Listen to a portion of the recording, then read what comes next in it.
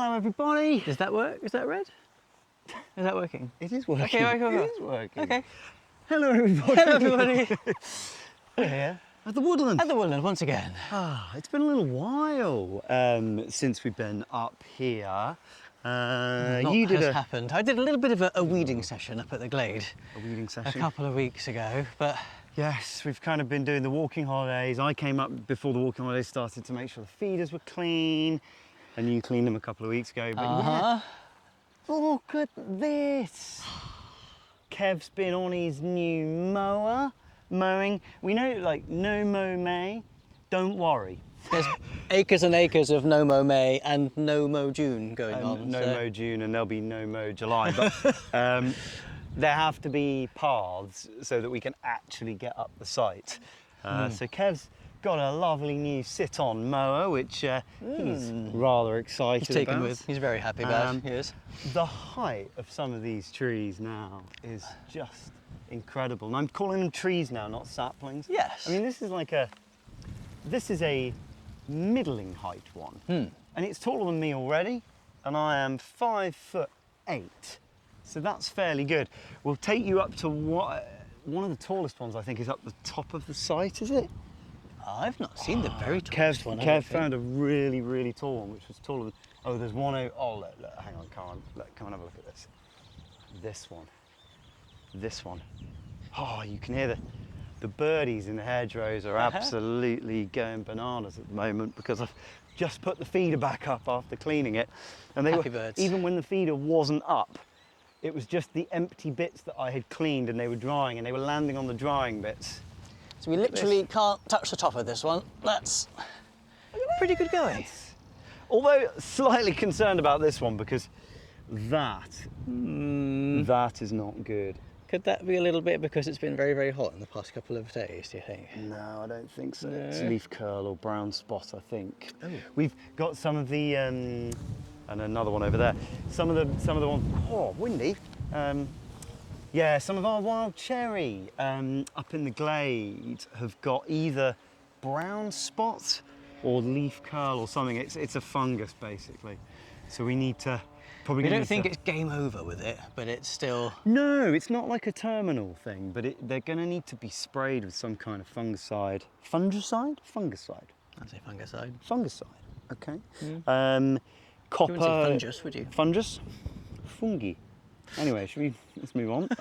Copper-based fungicide in the autumn, and then before Burn the leaves. Yeah, that's the other thing. It's but it's definitely up in the glade on the wild cherry, which is a bit of a pain. But it is the only species that looks like it's bothered by it at the moment. Everything else seems apart to from be the rowan coping. that we just looked at, which also looks like it might be suffering. It's a one-off. We must expect some small numbers of losses. Yeah. So Jay's been up doing some more weeding today. Oh, Kevin, Mum, they've been given. Shall we show the in Eddie's pond? We're not quite sure how happy Eddie is to have obstacles in his pond now, but we've got lilies. Look at this. And we've got pondweed, and there is a little bit of fauna in there as well. We've got some fishes and some newts growing. There's fish and newts in there. It's great. I mean, it's starting to develop into more of a habitat now. And you go down to the water and there's loads of water boatmen and all sorts of little critters down there, which the fish will like because they're tasty, but love the lilies, absolutely beautiful. If you try and get a close-up and we can intersperse. We'll get a close-up which will intersperse. Here's the intersperse, this is it. Beautiful, lovely. So nice to see that. We've got, Dad's given us, I think we said this before actually, he's given us a load of yellow flag seeds. So we're gonna plant a lot of yellow flag around here as well. Just keep forgetting to bring it up.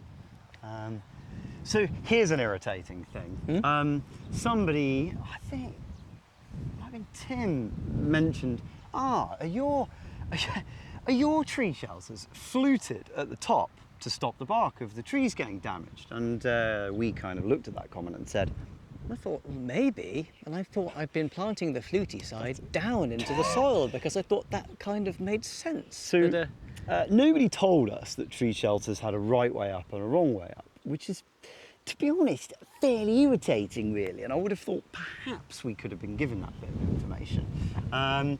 So in fact, look, come and have a look. So this one over here, you can see that is fluted. So it bends out at the edge, which means that when the bark of the tree, what is this? When the bark of the tree hits the edge of it, it doesn't damage the bark. What a fantastic and canny little thing to introduce. Unfortunately, be nice to have been told that. Yeah, unfortunately, about 50% are the wrong way up. Now, if the trees are growing perfectly straight, it's not so much of a problem. But trees, it's getting a bit windy here. Let's have a look at this one, because I think this is likely to be a problem. You can see here, this is not fluted, and can I get this in focus? It wants to focus on me. Don't focus on me, focus on the tree. Can't do this. Yeah, you can see there's some damage. There's a callus forming. Some damage to the bark. It's not affecting this tree at the moment, and it's not damaged it so much that it's going to be weak. But some of them that are growing wonky are fairly damaged actually. Not masses of them, but enough of them for it to be a bit of a concern. So I've started this really is. I've started going around and just cutting the tops of these and bending them outwards. It's going to take months, to be honest, to do that. This one over here, you've noticed this one's a bit dodge. Oh, that is a bit dodge actually. Yeah, hang on, have a look at this. Yeah, you can see there that it's just forming where it's been hitting that. And again, I've cut this one as well now, so that it's just not providing quite as much of a. Whoops, can't focus today. Hopefully, it's not going to damage it quite as much. But it's one of those things really where some of them are too large now to get the tree shelters off. So it's a case of really us having to go and manage that a little bit better. We don't think it's going to be a major problem, but it's just one of the many jobs. We need some family members to come up with some Stanley knives and just help us out. Bit of snipping. This one, yeah, that's taken a little bit of a beating there, but it's not too bad, and it's not affecting the growth of the tree itself. But I've done about, oh gosh, I don't know, I did about 100, 150 this morning, and I think we'll just come up probably over the next few months and just do the rest as we work our way up the field. Yeah.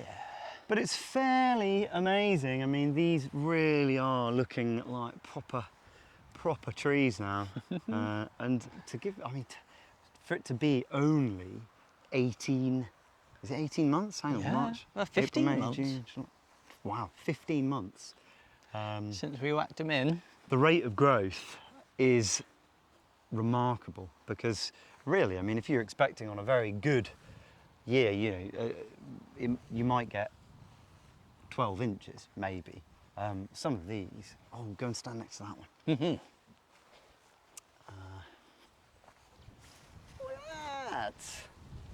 Look at that. That's brilliant. Is that, I think that's wild cherry, is it? I think so. I think that's wild cherry.